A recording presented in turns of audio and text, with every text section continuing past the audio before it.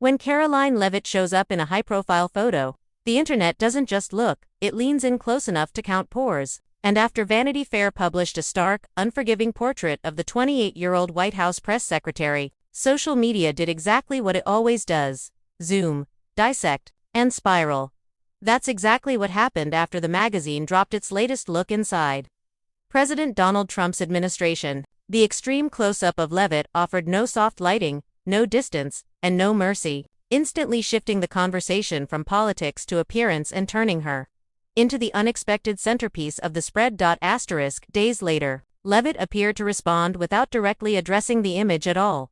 On Wednesday, December 17th, she shared behind-the-scenes photos on Instagram, showing herself adjusting her hair before a live television interview on the north lawn of the White House. In the images, Leavitt wore a leopard print jacket paired with a black turtleneck and red nail polish. Polished, composed, and noticeably different from the Vanity Fair shot that had timelines buzzing behind the scenes before a live interview on the north lawn of the White House. Captured by @Anna.money, Leavitt wrote, the timing raised eyebrows. Just a day earlier, Vanity Fair had released its two-part feature centered on White House Chief of Staff Susie Wiles and several senior figures in Trump's inner circle.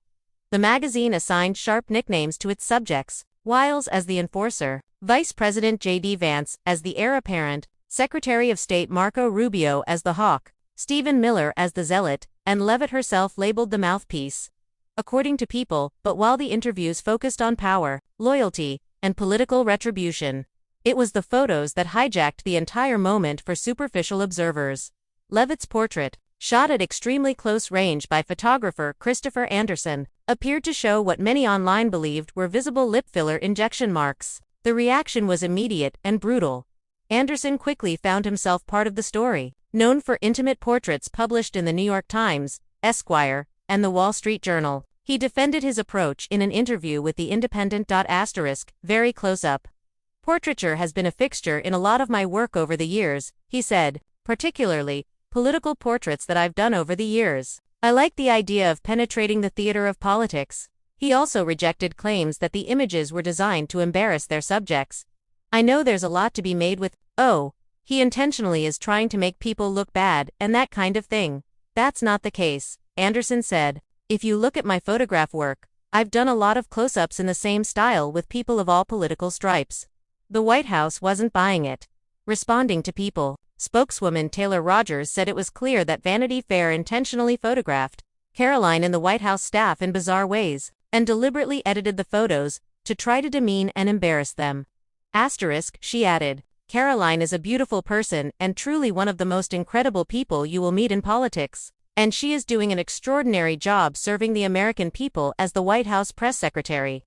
Leavitt has not publicly commented on the Vanity Fair portrait itself, but when she posted her behind-the-scenes images, critics filled the comments anyway. The distance required for a flattering photo is diabolical. One person wrote.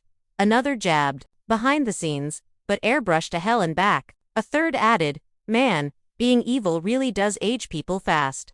Others went further. The goal was always reaching to achieve Mar-a-Lago face, one commenter wrote.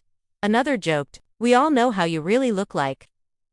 One blunt reaction tied it all back to the original image. Turns out this is not what you really look like, lol. Still another person asked, so, which one are we supposed to believe? In the end, one unfiltered photograph did what years of speculation couldn't.